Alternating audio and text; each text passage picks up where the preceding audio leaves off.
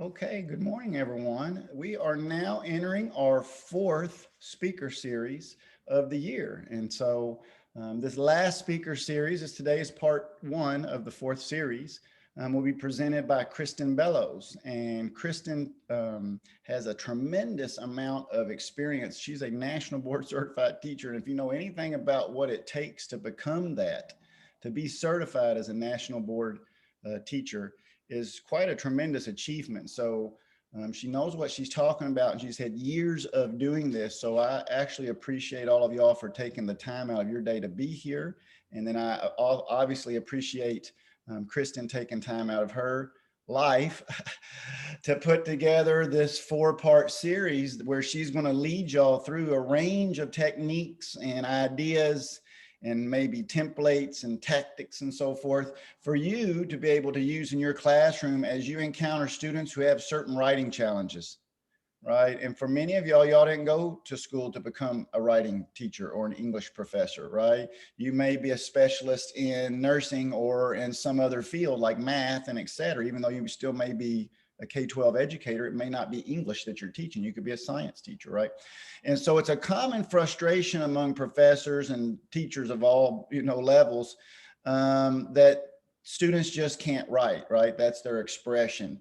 And we know that if you can't express your ideas clearly in writing, it's hard to demonstrate your competency. So it makes it difficult for us as a professor to then grade someone when their writing is so, challenged, but they understand the content. They have the aptitude and everything. They just don't have the ability to express it in the form of writing. And so a lot of what Khriseten will focus on will be giving you some tools, despite you not having that background to be an English professor, right? So Khriseten, I think I'll just turn it over to you and let you get started with your presentation. Sure. Hi, everybody. Thank you so much for coming. I really appreciate it. I know it's kind of early for some people, maybe not, maybe you're halfway through your day already, but I'm really happy to be here. One thing, and Kevin, thank you so much. You've been wonderful, and our meeting yesterday or the other day was really helpful just to understand who's our audience. And I am really fortunate to be talking to my colleagues about something that I really love, to not only instruct, but also just to kind of imbue some enthusiasm for writing, because I think it's very difficult. And I started out teaching, actually coaching, when I was in my early or sort of late teens, and then in my early 20s, I started with pre-K, and then I jumped to 4th grade, and then I jumped to middle school, which was almost debilitating because those kids are so mercurial, and I love them. But high school was where I sort of landed, because I felt a real connection with students, and I could also understand their sort of trajectory through their own writing processes. And I felt just a real kinship with I primarily taught 10th grade and 12th grade for about 17 years. And I just love them. They're just odd people. And I love how they struggle. So I understood that. So in terms of writing, I think it's another thing that a lot of students, especially in our country, they haven't been taught well enough consistently to understand how to develop their writing in order to land in our college classes and really feel confident, feel knowledgeable, feel skilled, and understand how to not only sort of articulate their ideas, but also to develop them beyond, just 101 courses. So one of the reasons why I wanted to do this series is not only to help you guide your students, but also, to make it easier on you. I think it's, as you probably know from other instructors and other educators and from yourselves, is that it's really difficult to balance all the tasks that you have to do, and planning and presenting, and then sort of reviewing and emails and and then the grading. And so one of the main focuses that I have for this series is to make your lives easier while helping your students. So that's my general approach. So for the last 9 years, I've also been teaching college. And one of the stepping stones, I think, from high school to college is really understanding how we can help our students go from any subject, really any genre. All the genres that we teach, humanities, we need thesis statements, we're creating projects, exams, essays, really good writing has to be shown in all the humanities. I mean, if you look at math, you have to write a really good, wonderful formulas and structured equations and written proofs. So you do need really good writing skills in math as well. Science, scientific method, research, homework. We have to help them understand that in their writing, they have to convey their knowledge, their cognition, their understanding, and their perception in order for them to really prove that they've acquired the skills that they need at the end of college. So that's really where I'm coming from. For this presentation, I don't know if any of you have used, it's called Prezi.com. And instead of using a PowerPoint, I like Prezi because it's really interactive in some ways. It's a little, some people feel like it's a little bit, it's a movement oriented program, which I use, and you can put images on there. It's just more interesting to me than PowerPoint. So I'll lead you through it. And about the 5th slide, I'm going to ask you this question to get sort of your feedback so that I can really tailor this series to what you would like to learn. So if you would just get ready for the presentation, and please let me know if you have any questions. Kevin's going to help me with the chat room over there, but feel free to ask me any questions. All right, here we go. How can we help students become better writers? In what ways can we focus on students' writing acquisition without taking on more work for ourselves that we don't have? All right. So here's my approach. I'll give you, it's a little bit embarrassing to go through some of my background just because I'd rather not focus on that. But I do want to give you a sense of where I'm coming from. My approach to academic writing. I really believe in fostering a practical, comprehensive approach to writing so that my students are encouraged to become better skilled and more enthusiastic. It's really difficult to write. And that's where I'm coming from. And I think if we take that position and say, okay, I know this is hard for many, many students, then I think that we can, sort of integrate some compassion into our, even, our college students. A lot of them are coming from all different backgrounds. Some of them are, the majority of our students these days speak another language, and maybe they don't, they're not completely sure how to write academic papers at the college level. I think it's our duty to help them through it. So here's my experience.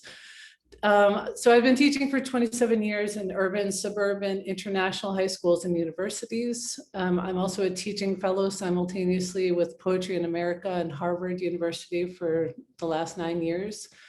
My real love is poetry and literature. I'm a learning differences coach, an ELL coach, and instructor. I design and instruct many of the humanities, English, and education courses at the United States University. And I'm the creator and CEO of Bellows Education Consulting. So I have a BA in writing and literature, and I actually lived in Greece for 10 years. So when I went there, I didn't know any English, I didn't know any Greek. So I got my Greek and English dictionary, and I just sort of, over the course of 2.5 years, I taught myself the language, and I got into the University of Athens to study philosophy and pedagogy. So I really, that was really a wonderful part of my history. I have a BA in education, national board certification, and I'm applying to PsyD programs. So let's see how that goes.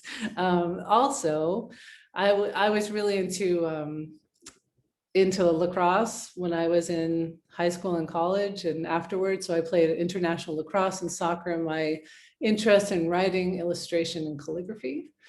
I have a desperate need to learn languages and travel all over the world. And I adore my sons, Cassius, Ashton, Kyan, and my partner, Nico.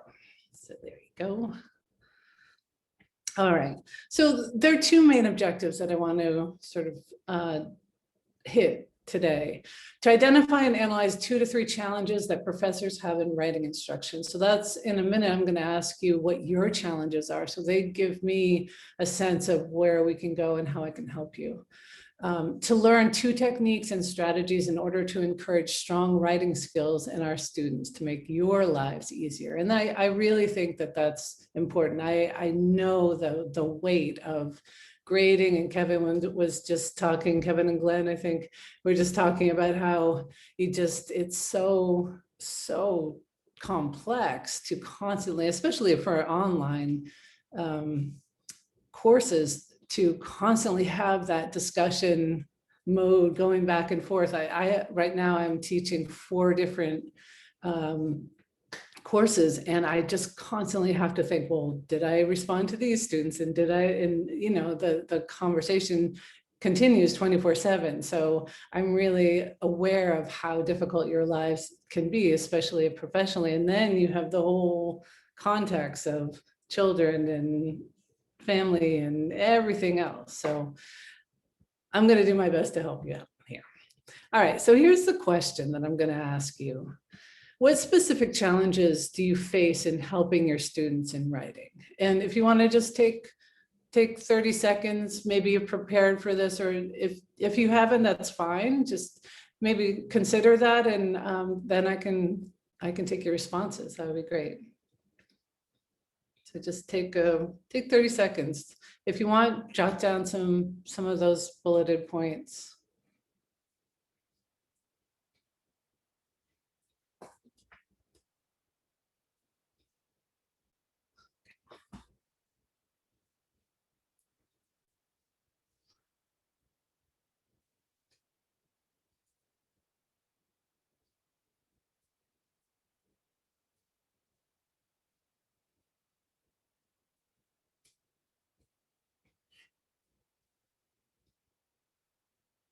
Okay, when you're ready, just raise your hand, please.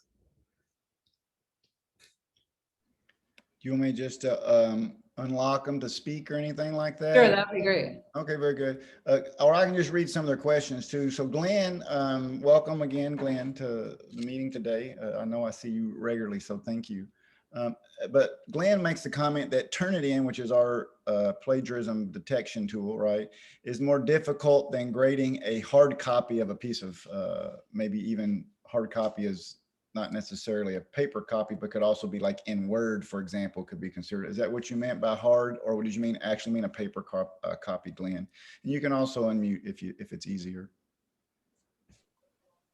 Yeah, I meant a paper copy. I don't find Word any easier. Oh, okay, yeah, I know that we typically will use track changes in there, and again, it is a little more cumbersome, I think, to click around and have to do these additional things and just handwrite something on there. But in the online world, we don't have that option too much. Go ahead. Did you want to answer that question at all, Kristen? Sure. So that's one of his challenges, is using the tools, I think, the digital tools that sometimes make things feel more cumbersome. Okay. Yeah, thanks, Glenn. Tell me a little bit more about that. You said Turnitin it just makes it a little bit harder, or what kind of struggles do you have with that in terms of writing with your students? Well, I'd be used to using something like crossing a word out and writing SP above it, or doing a little curly Q to say that these words need to be reversed. Mm-hmm. In Turnitin, you get to highlight it in yellow and then essentially rewrite the thing the way it should have been. Sure. Or even just a question mark. You have to highlight the whole thing and say, I don't know what you mean here. Hmm. Whereas normally I would just put a little question mark there. Glenn, Yeah. just real quickly, there is a feature in Turnitin called grade marks. And with grade marks, you can actually create these icons, these button like drag and drops. And when the student clicks on that little icon, it will pop up and it'll say whatever descriptive details you want it to say. You only have to kind of create that palette one time, and it already comes with some preloaded buttons for the common stuff like spelling and reverse these words and, sentence, subject verb inconsistencies, things like that, that are already preloaded, but you also can build others. And then once you build that palette, then every time you read a student's paper, you have that palette available and you can just drag and drop that thing. And it's just, you don't have to write anything or retype or do anything after that. Just a heads up that may be a feature that could help with that. What's that called again? Quickmarks. Okay. I'll take a look at that. Video. I'll send you a video on that too. Okay. Yeah, Okay. that'll help. Yeah. Okay. Yeah, Glenn, I was gonna mention that it seems like once you kind of practice that a little bit, I mean, I don't think it would take too long, especially because you already know the program. That Quickmarks really helps. I understand how, well, I definitely struggle with this sort of divorced feeling between the paper product and what, sort of your own process in grading.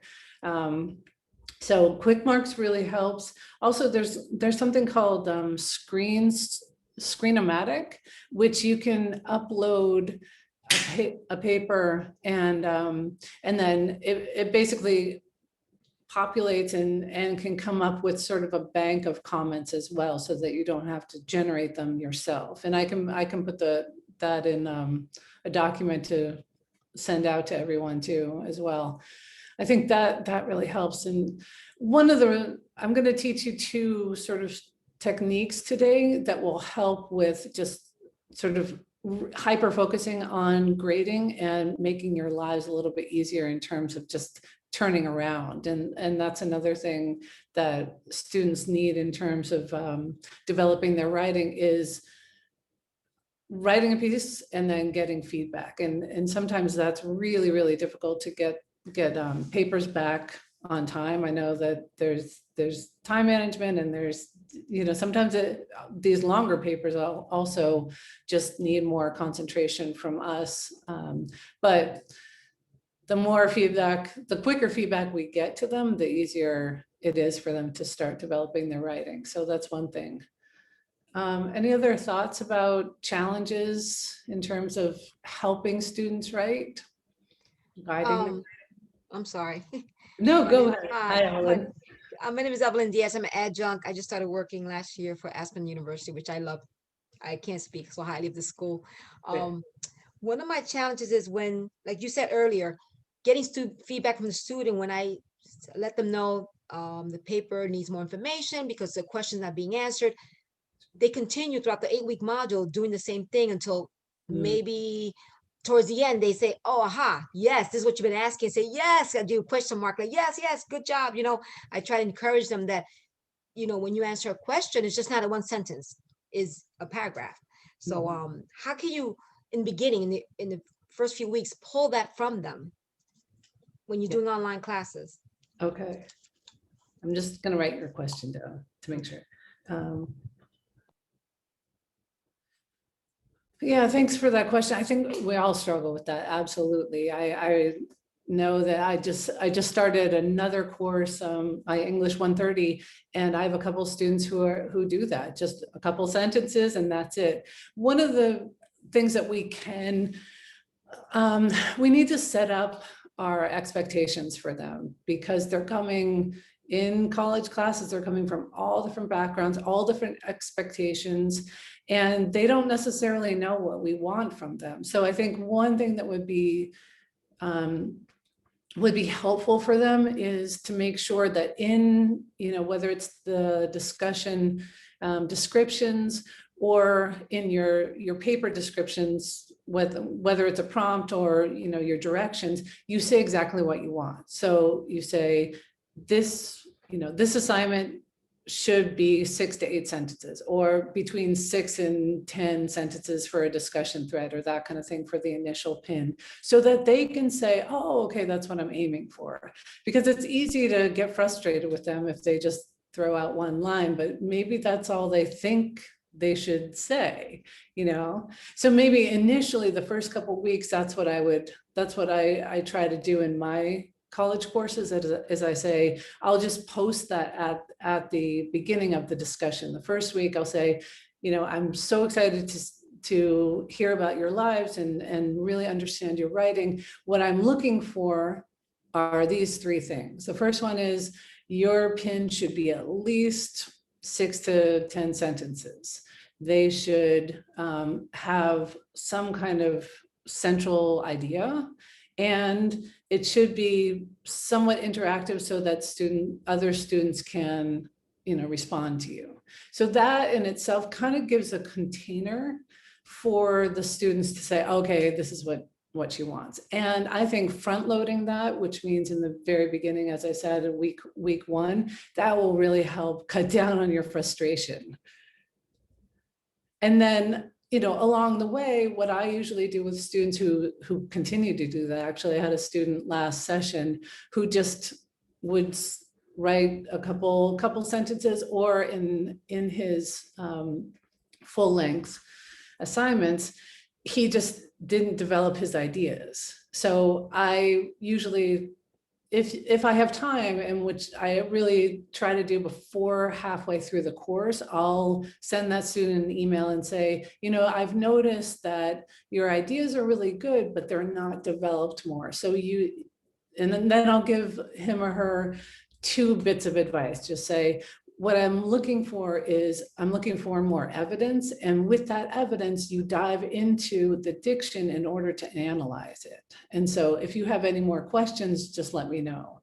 Try the next assignment and let's see how it goes. So, you know, really following through with that, and maybe in your minds, you could say, okay, by week 3, these students should be, you know, really focusing on the expectations that I have. And then you can dive into the deeper parts, because in writing, especially analytical writing, I think in any genre or any field, what the substance is, it really comes out to evidence analysis. Whether it's in the humanities, you know, you have your quote and then you have your analysis, and it always comes back to the thesis statement. I mean, I think that ultimately really follows that structure in most of our academic assignments. So that's one thing that you could head for. By week 3, these students should be really connected to the expectations that I have. Does that help? Thank you very much. I appreciate it. Yes. Sure. We all struggle with that. So just so you know. Yeah. Any other thoughts about challenges? I've got a couple. Sure, go for it. Okay, and these are both of these, I don't see them in like the majority of my students, but maybe about 20 or 30%. And maybe these are students who weren't really exposed to academic writing in high school or something, you know.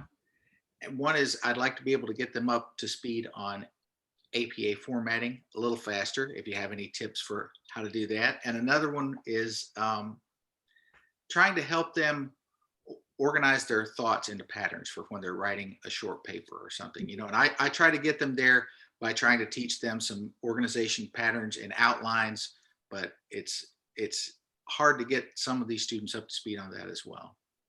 Yeah, thank you. Okay, let me dive into the idea about organizing thoughts. How do you do that usually, Philip? How do you said you use outlines. What's an example of, you know, what you would use initially? Well, you know, I'm teaching students that are very first students when they're first coming in a lot of times. You know, I'm teaching COM 100 students. And so I will tell them that if you've never thought about using an outline before, if you've never thought about how to organize a student paper before, here's a simple way to do one. Think about a very short paper, 5 paragraphs, an introduction, a conclusion, and 3 paragraphs in the center that are explanatory paragraphs that make your 3 main points. You know, that's a very simple organizing pattern for a student paper. Mhm. And that's, if they're really beginning, that's the kind of instruction I'll give them on that. Yeah, that sounds great. And in terms of sort of a global view of how they can start in on their writing, I'm glad that you brought that up. I feel like did I pay you for this? Because it's part of my presentation. I'm going to give you actually 6 different formats so that you can say, okay, here are different ways that you can help your students organize their thoughts. And you'll see in a minute, that is about pre-writing. And pre-writing, you know, I think I'm so happy that you teach Com 101, because they're exciting students. You know, they want to do so well. Of course, they're beginning students. They're just, you know, starting on their whole college career, and no student wants to fail in writing. Nobody does.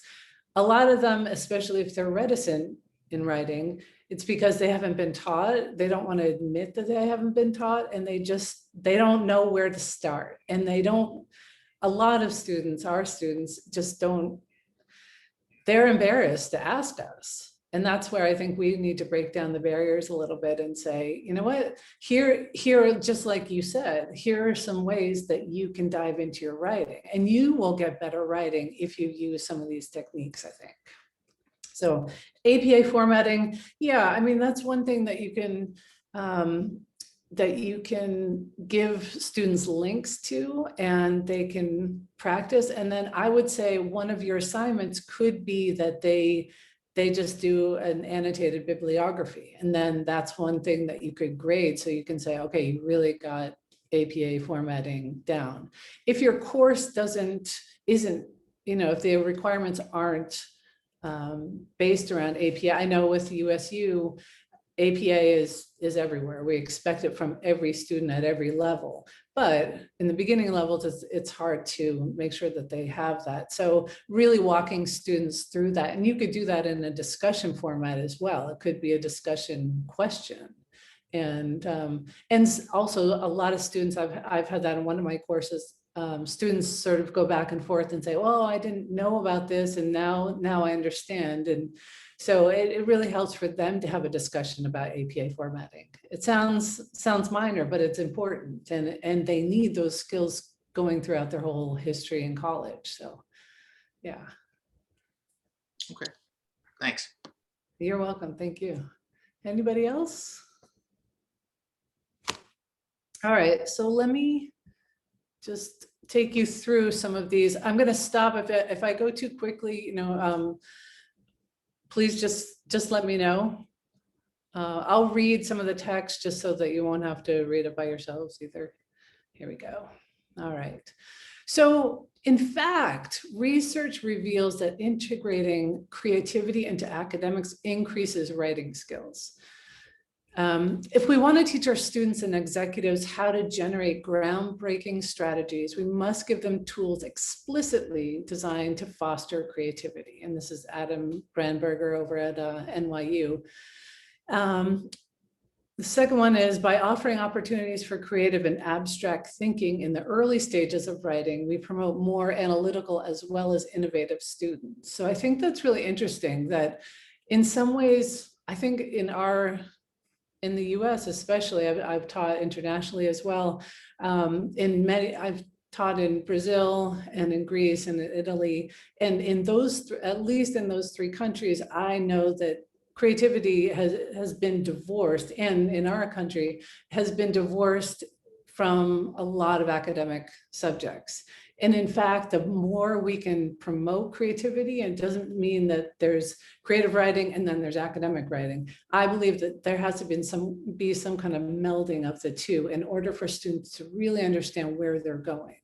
So the third bullet point here is embracing creativity can allow academics, whether at the beginning or the more advanced stages of their careers, to find new meaning and purpose in their life. It can help us craft a playful, creative, inspiring persona, both as a teacher and a writer. And that one, I chose that one because it's also about your jobs and about your profession. You want to have fun. You want to know that you're helping your students as much as you possibly can. There's no fun in being frustrated with, bad writing.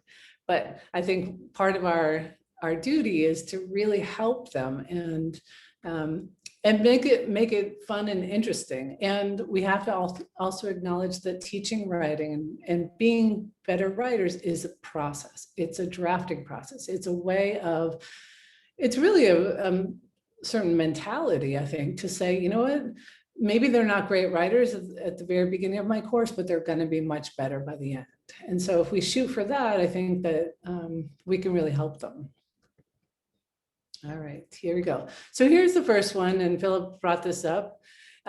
It's called Prewriting. And since much research asserts that creativity promotes strong writing, brainstorming and creating a visual map will allow students to more fully engage in your writing assignment, ultimately encouraging more inspired writing.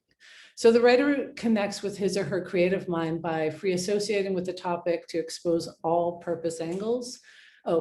possible angles, formulating subcategories in an unrestricted manner in order to boil down to his or her claim or argument, which most assignments need, even the discussion assignments, and visualizing ideas that do not relate to the topic, like Philip was talking about, is here you have a sense of, you have the topic and you allow your students to just brainstorm, not all over the world, but brainstorm on that topic in order for them to really assess what they want to write about. And this is really important.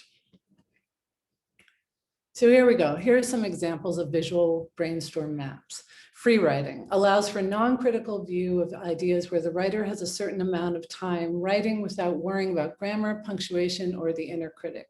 This could be an assignment where you say, write for 10 minutes and don't even think about anything else, just continuously write. And from there, after that 10 minutes, a student can look at his or her writing and say, oh, wow, here's a line or here's a phrase that I really love about this topic. Maybe that's what I'm going to focus on.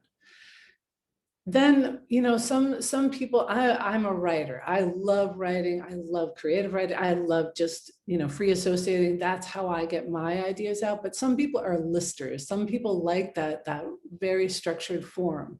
So you could do it in a very similar way, but just a logical stream of structured ideas. So maybe that's how your students function.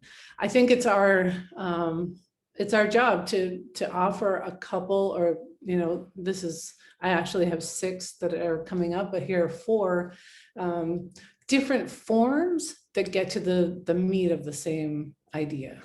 All right, clustering, visual map of bubbles or other shapes that connect germinating layers and thoughts. And then questioning. Questioning leads the writing through questions that could center the topic development. All right, here we go. So here are some examples. Let me click here.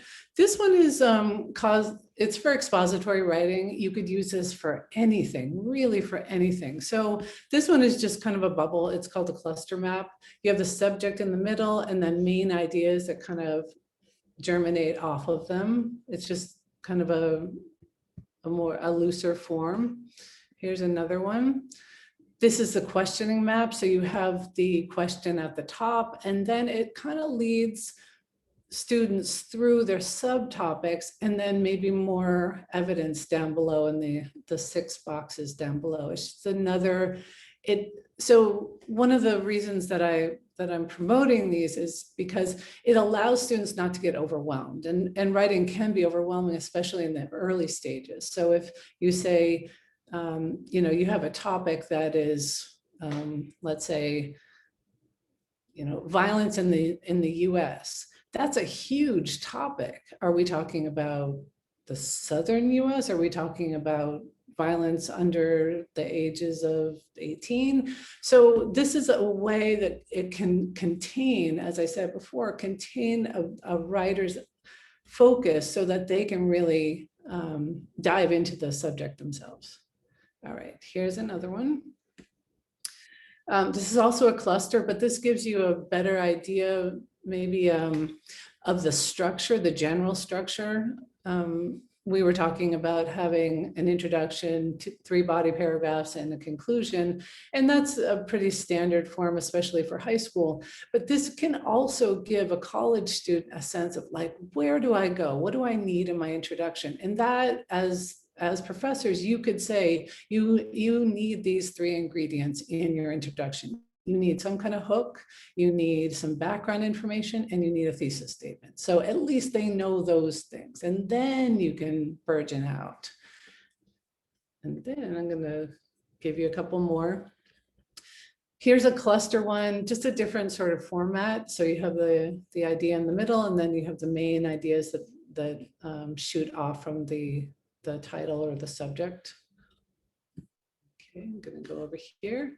And here's a list form. Some of your students might just feel much more comfortable with a list. So this is a very generic one too. Topics, subtopics, supporting details, that's the evidence. And then you have that for these paragraphs. This is another thing, once they can hammer out these ideas in a structured form, whether it's a visual map or it's clustering or questions, then they know where to go. That's the thing. So many of our students don't know where to go in the very beginning of a writing assignment. So therefore they're stuck. And then that gives us much more time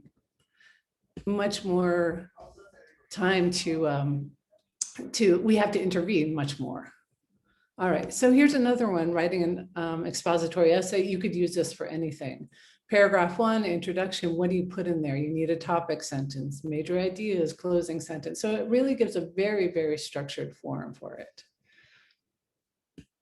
Let me know if I'm going too fast. All right. So here's the technique number 2, focus corrections. Often we feel that everything in the paper needs to be addressed. Here's a more comprehensive and stronger strategy to support students and make your life easier. So you're going to focus correcting on a selective approach to grading students writing that allows students to concentrate on a few growth areas at a time out of hundreds of possibilities. I don't know if you feel this way, but sometimes it just feels like you have to do everything. You have to do, the thesis, you need structure, you need evidence, you need analysis, and spelling and mechanics and all that, and everything seems so overwhelming in terms of grading them. But what I'm kind of encouraging you to do is focus on a couple categories, especially in the very beginning. So let me show you this. Okay, so some general focus corrections.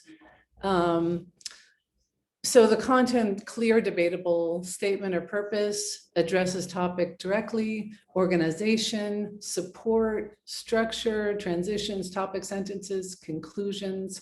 And then you want to look at style, vivid, for example, vivid, powerful verbs, word choice, conventions, APA formatting, that kind of thing. So here's an example. So here's just an analytical rubric I might use for the first couple assignments or the brainstorm assignment. Maybe I'm just looking at focusing the argument, and that's how I grade it, just that.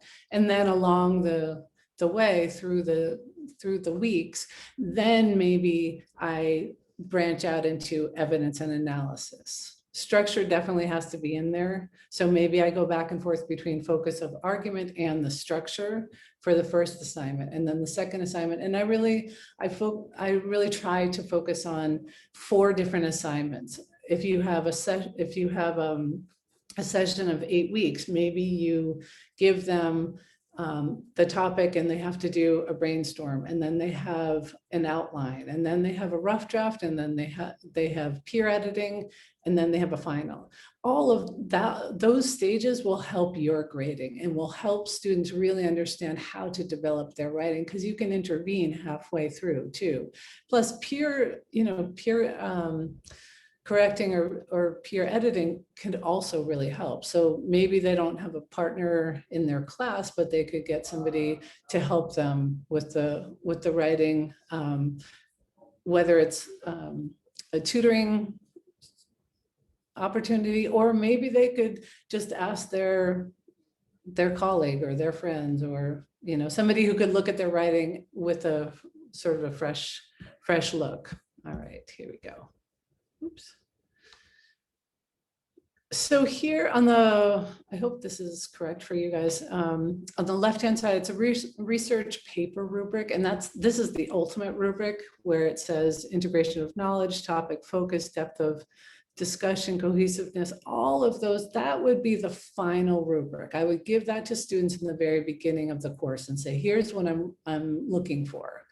But for the smaller assignments throughout the session, whether it's a semester or it's 8 weeks like we have at USU, I would focus on a couple of these. Like, what is most important for you to focus on in terms of your students? What do you ultimately want them to address? How can you assess what they know, their acquisition, through your expectations? So we have to be explicit about that. And I've never loved rubrics at all, but they do give a sense of allowing students to understand where we're coming from and how we can assess what they know through their writing. And generally, and ultimately in most of our courses, they're going to have to write and they're going to have to prove their knowledge, right? So I would focus, especially with this one, integration of knowledge. That's really important. Topic focus, depth of discussion. You could use these 4 different categories for the first couple assignments, or halfway through, you could say, okay, now I'm going to branch out. Now I'm really going to look at your mechanics and I'm going to look at your APA formatting.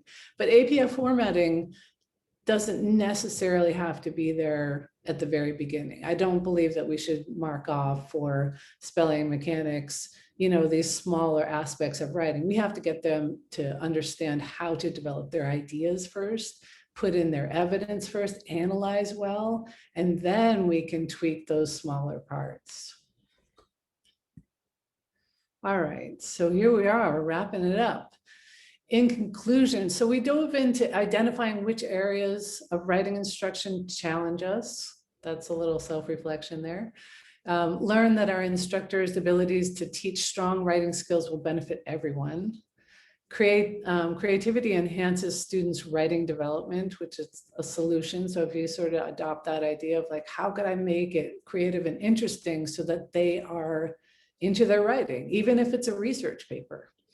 And hopefully you acquired 2 techniques and strategies to encourage stronger writing skills in our students. And the last thing, reflection. By encouraging students to actively engage in the writing process, we'll help them produce better papers and increase our joy of teaching. There you go, questions and answers. Feel free to ask me any questions. I'm happy to answer them. Yeah. Kristen, thank you. Wow, a lot of great ideas right there that we can use immediately with some of those graphic organizers, especially if we have assignments that fit some of that structure. That's always the trick, is, you got to pick the structure that fits the structure of the paper, that you're wanting to write. Like, you don't want to pick a persuasive graphic organizer for something where they're trying to write a different kind of view than a persuasion. Maybe they're doing a comparison of journals, for example. And so you pick the wrong structure, you could, create disjointed thought for them. But what I want to do while folks are kind of thinking about maybe some questions they might have more specifically to the courses, or some even other patterns they may notice in students, and that may help you with future series presentations if they mention something. But I always like to kind of summarize what I heard, and that sometimes that triggers with folks other ideas and questions. One thing that I definitely want to emphasize that you mentioned is that writing is hard. Writing for students is hard. It's an abstract tool. It's written symbols that are supposed to represent, in our language, sound. for them to then represent ideas, and I'm glad that y'all talked a lot about organization, because I often thought when I used to read papers, I'm like, I don't know where this person is going or where they've been or anything in their story, because it just seems to be a rambling, until we get to the last page to hit my word limit, and then I just stop talking. And I thought it would have been so great if they just sat down with a piece of paper and just made a list of ideas and organized them into a outline and then wrote from there. And so you touched on those, and I'm thankful, because I do think that that is a very important, gigantic first step, is to give the students something on the front loading you mentioned, up front, so they know the expectations, and therefore you have less of the work on the back end to try to fix things. So you almost got to put a lot of effort up front, and it saves you a whole lot of time on the back end, so you don't get frustrated with grading. And by the end the act is already committed, they've already given you something in writing. But if you get up front before they give that to you, you may solve a lot of headaches for yourself, which goes to the next point, which is teaching writing. Not only is it writing is hard for students and people as they're learning to get that craft, it's not natural. It has to be taught. It's not like spoken language. We'll learn that without instruction, but you're not going to learn to write without instruction, and so the organization piece, I believe, is one of their greater challenges. And if they can just sit down and put some ideas on paper, then it really addresses maybe 3 of the concerns that we heard in the beginning, from Glenn and Philip and then Evelyn. And Glenn's was, having to use all these digital tools are burdensome and clunky. Well, if I get them to do a better job in their writing by giving them these tools that Kristen just showed us, and giving them some of these organizational graphic, visuals, then we have to do less grading on the back end. We have to do less editing. We have to do less of the cleanup. And so therefore we don't have to play with those burdensome tools as much, So in one way that helps again on the back end. And then Philip mentioned the organization piece, and that they don't seem to have maybe a pattern or a structure to their writing. And so then, obviously, Kristen showed us some things there that would solve that issue. And then Evelyn mentioned, well, they just don't give me enough to talk about. They just are brief. They don't get real excited about anything. They just answer the question, Well, that's probably because they don't know what to write about, right? They didn't do any time thinking about what they want to write about. It's just hurry up and get done with it. But if I sit down with an outline that I spend a little bit of time brainstorming and filling in some parts here and there, and it starts looking like a little skeleton, then I got all kinds of ideas now to talk about, right? And so I think that simple tool, while you may look at some of these and think, well, that just seems very elementary. It looks like something that we would use maybe in a classroom in 5th grade or something. Well, I'm telling you, being a K-12 educator and being a college professor, those strategies work with both. And the way you present that will be, you got to present it age appropriate, obviously. But one thing that popped into my mind as we were talking, and especially as Evelyn asked her question, and then Kristen got into some examples of, hey, you could do this and that, and lay expectations up front, and et cetera, and have a developmental sort of plan that, hey, I'm not going to attack that, right off the bat. I'll wait to attack that later because that's less important than this other thing I need to attack, which is, getting all of their organization together, for example. But one thing that came to mind was y'all all have the use of Bongo.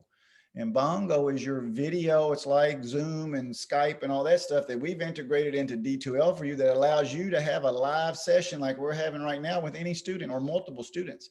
And you can record it. And you don't have to have it with a student. You can just go in with nobody invited and record a presentation like we're doing now. And then you can just upload that into your announcements. Hey, everybody. And it's a 3-minute little screencast-o-matic or a Bongo video or something, or a 5-minute one. I'm going to go through this week's outline. I'm going to go through this week's assignment. I'm sorry. Right. And here's a template. Look at this template. I found this graphic organizer that matches the structure of this week's assignment. I'm going to give this to y'all to say, here are some ideas on how you could use this to improve your assignment this week, right? 3-minute little video. You only got to do it one time and you have it forever, right? But the point is, it's the front loading. I think that was a major emphasis of Kristen's presentation here, it really wasn't always the details of which graphic organizer and so forth she was using, but the point was you're getting in front of it up, you're front loading it with students to say, use this. This is the way to pre-write, is to get your ideas together before you start writing. And the major thing that I know that I always try to stop and remember, especially in education, but in particular with writing and with reading, is it's developmental, and everybody has different developmental sequences. And they're at different parts of their development, which makes it even harder, right? It's not like, hey, I'm in third grade, and so I expect the majority of third graders in the world to be kind of on this writing level. You're in college, and these people are all over the place, right? They come in at different ages, different experiences, different preparation, different quality of education as children and high schoolers and et cetera, depending on their SES and depending on their zip code and et cetera, right? That we know all correlates with that stuff. But we have this mixture now, and we expect them all to show up and be the same, all write competently, all be, and it just isn't that way. It just is, the world is not like that. That would be a perfect world, but nobody is all equal in all their competencies. They're all over the place. And especially as you get farther away from kindergarten, the range of the top and the bottom students get farther and farther and farther and farther apart. That gap spreads tremendously. But it all goes back to some simple, basic ideas. And the basic ideas were make sure you know what you're talking about before you start writing. And I believe Kristen's templates and structures help that. I do want to say one thing, Kristen, you were showing some rubrics. At Aspen, at least, we have all the rubrics already created for all of our faculty members, and they're clickable. But I think the point of what Kristen was saying there, it doesn't make a difference which rubric you use. She was showing you some examples, is don't try to tackle the whole rubric on every student, every single assignment. In other words, you may say, as a general, feel for this class, it looks like we're really struggling with thesis statements. So I'm just going to say, okay, y'all, we got a rubric of 5 things. Over the next 2 weeks, I'm zeroing in on y'all on this. I'm going to pound y'all on this thesis statement part. I'll loosen up on some of the other stuff, but then in week 3, I'm now gathering some more of that stuff in a rubric, and I'm gonna start pounding on those other things. And then by week 5, you're gonna be responsible for the full rubric at full competency, because I've developmentally, see, that's the developmental approach. I've stepped you along the way. It's not go from here to there instantly. It's a staircase. It really is. Whenever we work with skills of any sort. So, and so we do have those rubrics, but the point is focus on 1 or 2 things. That's when she was saying selective corrections. Is you may have 20 things to fix, but I can't go tell you to fix all 20 things. What are the 3 big things that will help you the most? And let's focus on those now. And I let the other stuff kind of go for a little bit. And then I'd scoop those in as you get competency with the other things that are more important. So anyway, that was sort of my little summary there, Kristen. I don't know if you want to add anything, and I don't know if anyone else has any comments, but I just wanted to, like I said, sort of tie the ends on some of the concepts that Kristen mentioned. Well, I just would add, thank you, Kevin. I thought that was wonderful. I would add that I think we also just have to have this approach that we're teaching students from all different backgrounds. We can't assume where they're coming from or what they've learned. Maybe some of them missed out on certain grades in grade school, or maybe they didn't have great teachers, or maybe some had incredible teachers, but they don't feel confident in their own writing. And I think as college professors, we do have to take that approach and just say, okay, where are you right now? How can I assess you in the very beginning? In sort of a leveling way, and then guide them through, like Kevin was saying, that it has to be developmental, because I mean, you could take a 4th grade thesis statement. It's going to be different than a high school thesis statement, but I have graduate students at Harvard who struggle with thesis statements, and then connecting their evidence with, and many of them, when I say, that really isn't a strong enough claim, they will be, incredibly embarrassed and, apologize and that kind of thing. And for me, it's not about that. It's not about saying that they should already know this. I think a lot of instructors and a lot of educators come from this point where they say, well, they should already know this, but we don't know where they're coming from. Even if you followed them, throughout the first 3 years of their career, I really believe that we still have to guide them throughout our course in terms of writing, because if we're asking them at the end to come up with a final paper that has all of these different nuances that we're expecting, we have to say that in the beginning. And we have to figure out how we can help them and check their comprehension and really their knowledge about their own writing development. So again, writing's hard, but it should be fun and interesting. And that's our whole point. That's why I love working with students who struggle, because we all struggle. And what if our partner came home one day and said, there are 10 things that you need to work on? That would be overwhelming. But if he or she says, you know what, I need you to work on these 2 aspects of your life so that our life is better and more imbued with love, and so that we can feel better, that's doable. And I think that's the approach that we have to take with our students. It has to be doable. It can't be frustrating. Then there's no point in I actually had a student who said that for 6 years, because of one comment that a professor said to her, she dropped out of college for 6 years. And she didn't want to go back because she was so injured and so, just felt so defeated. And luckily she came back and she said, look, I have a real trauma because of this one comment. And, we wield sort of power over a lot of people in their minds, at least. And I feel like we have to be very careful about that. And so, especially with writing, because so many students are so sensitive about it and are not sure how to be good writers, we have to really understand that, just as that's our innate understanding that students feel precarious and they feel, very vulnerable. And this is the point where we can help them, because when they go out into the real world, that's when they're going to be expected to write incredibly well. Kristen, as I was listening, I know we're still in the Q&A section of the presentation. I was thinking, really, I can remember, I know most of y'all think I'm only about 20 years old, but I'm actually older than that. But I can remember when we didn't have internet and we didn't have cell phones and all that kind of stuff. And I was a classroom teacher, and everybody got to go sit on a computer once a week and play some games in the center. And that was like, that was technology training. We met a technology standard by just letting them play on a computer. But the point is that eventually what I started noticing as cell phones and that kind of stuff come out and people started to need to use texting, all of a sudden kids who were aversive to writing anything and reading anything, all of a sudden were drawn to being able to use letters to communicate and write things. And I thought, wow, what a great thing. It's drawing people in. Now they want to go look at the phone and try to read and decipher that word. Whereas if I give them a book, they're just repelled by it. They don't want to deal with it. It seems like learning and it's schoolwork. But I all of a sudden have a message on a cell phone, and kids are deciphering and are reading, and it's drawing them to actually become a reader.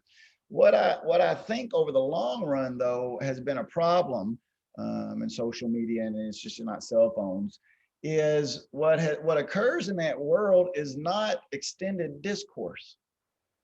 It's 140 characters or other small, brief, posts. And therefore, our society over the past 10, 15 years or so, and maybe even more so in recent history, has been driven more to just quick, brief bursts. And we don't have to sit down and write a 3-page paper. Therefore, we don't have to sit down and do these activities, which seem so natural to a writer, is to pre-plan and to outline and to do this stuff. What we do is we just respond immediately through brief interactions, which I think, again, in the long run may inhibit our writing development, even though it may have promoted our reading development, because now we were drawn in to read, but our writing is actually been compressed to be as concise as possible, because no one in the old days wanted to hit the letter three times just to get the letter C, So we text messaged writing and, and slash the spelling system that exists in English. Before now we got this other thing that could be inhibiting writing, in my opinion, which is auto spelling and auto correcting and all this stuff, to where now people don't even have to try to learn to spell. They know the computer will just correct it and do it for them. I don't even think you can text speak anymore. I think it will auto fix that for you if you tried to shorthand stuff. So that is kind of a big question for you there, Kristen, and that is what degree do you think technology has promoted or inhibited some of what we see in society with regards to what students are demonstrating now with their writing? Yeah, it's interesting. Well, I have one qualm about technology is that we're creating words, and we're sort of, all these sort of the urban dictionary. There's some, when people throw ish onto the ends of words, and I think that's one of the downfalls of technology. But generally, I think, yes, we're practicing a lot more. And what I try to do, especially I have a 12-year-old, and we have a 13-year-old and a 20-year-old. And so we're always trying to say, write purposefully. Don't just hammer off a text. In your text, make it just, and that's what I'll do to some of my students too. I'll say, do a little experiment with yourself. Text your best friend or your husband or your wife, and purposefully choose the verbs that you use. Just in one text, see how they, what kinds of words would you choose if you're really thinking about it, to make it more meaningful and to make these ideas, initially, at least in such a quick sort of exchange, to make it original. And so that's what I really try to focus on in these short bursts. And I don't have Twitter. I'm not really into social media at all, but I think it's another way of saying, okay, I have just 140 characters. How am I going to make everything as succinct and purposeful as possible? That's kind of a cool little frame, actually. How can you do that without repeating words, or without using too many articles, or changing your verbs so that they're a little bit more interesting, or putting an adjective in there to actually make, or adding sensory detail, so that your writing as professors also becomes enhanced. And then you can show your students, oh, I noticed in your discussion that I come across this almost every session that I have, that students will start the sentences in the same way. And, and I'll say, you need to vary your sentence structure. Why? Because it makes it less robotic. It makes it flow better. It also helps you build on your ideas if you're not constantly using subject, verb, subject, verb, subject, verb. It allows you to really think about, where are you going with the next sentence? And in a discussion model, maybe it's just a paragraph. Maybe it's it's a 3 or 4 sentence response to another colleague within that course, but it should be really purposeful if you're going to write it. So that's a good way to really think about it. And if they are repeating the same structure of subject or subject verb, you could say, combine your sentences and start editing. Take out redundant words. These are the little things that you can say along the way to say, this is how we're going to filter your writing down so that it's much more powerful and enhanced and interesting. Kristen, I often thought the best way to create great writers is to let them read great writing.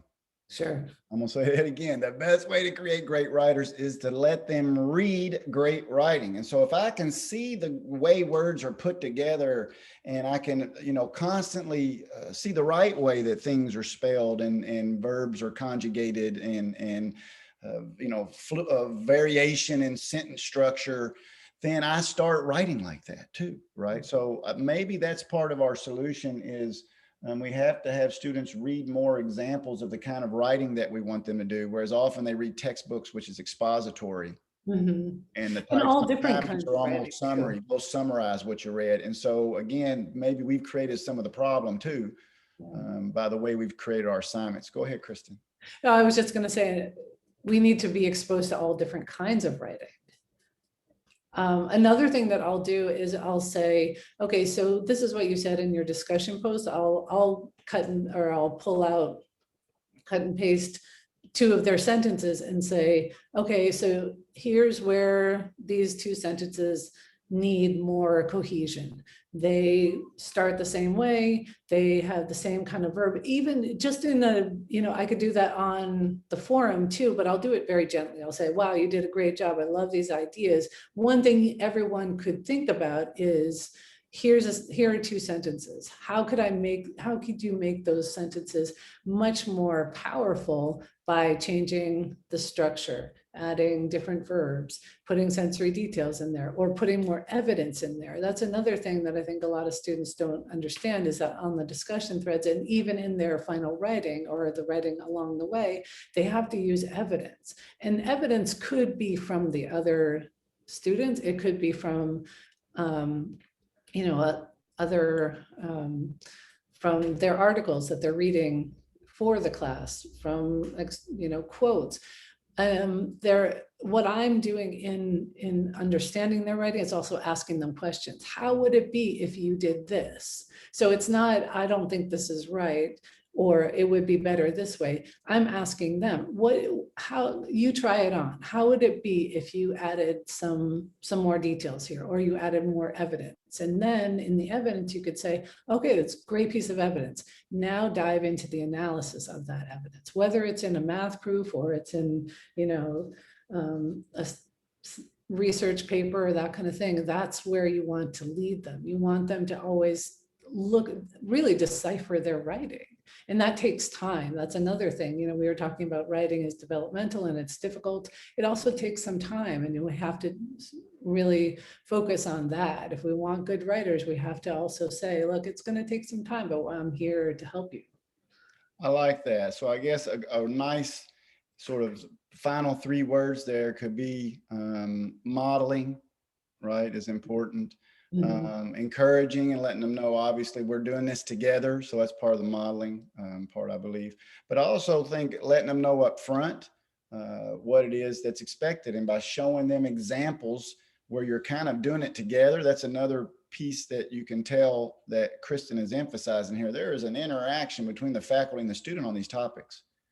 It's not just a little feedback box that they stick by the rubric that says fix this and do better at this area. It's an actual interaction, which is more productive than them who, that's why they're not going to go change it. Basically, they've said, you've already given me my grade. You're not letting me do it again. So we got to be practical too. Some of these people don't care about how well they write. They aren't necessarily getting in a profession of writing. It isn't their passion, right? How often does maybe a police officer who gets their degree in with us in criminal justice, how often do they use APA on a daily basis out in the real world? But they will write reports. We'll beat them up and pound them and write. knock their grades down for something like that, So I'm sorry, what were you saying? Was someone talking? I was just going to say, a police officer has to write reports and has to write emails professionally.